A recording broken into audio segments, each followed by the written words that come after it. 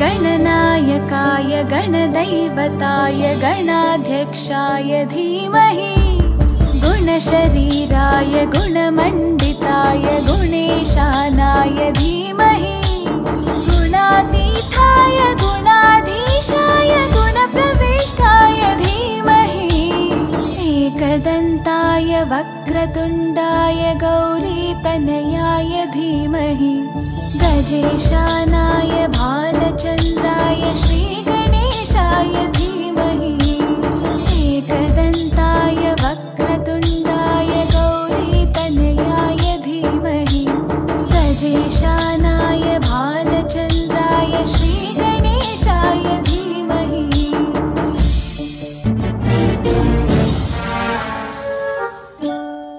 गानचतुराय गानप्राणाय गानान्तरात्मने गानोत्सुकाय गानमत्ताय गानोत्सुकमनसे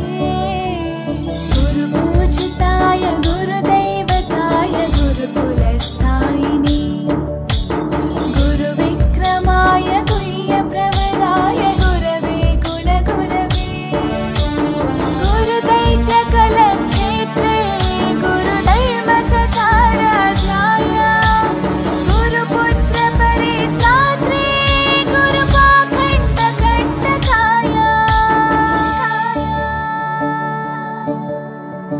गीतसाराय गीततत्त्वाय गीतगोत्राय धीमहि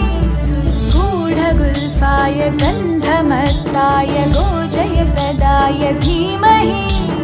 गुणातीताय गुणाधीशाय गुणप्रविष्टाय धीमहि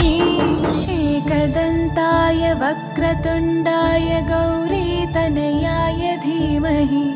गजेशानाय भालचन्द्राय श्रीगणेशाय धीमहि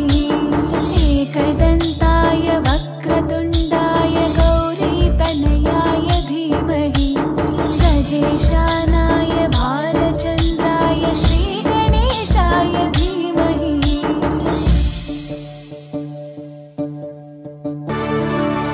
ग्रन्थगीताय ग्रन्थगेयाय ग्रन्थान्तरात्मने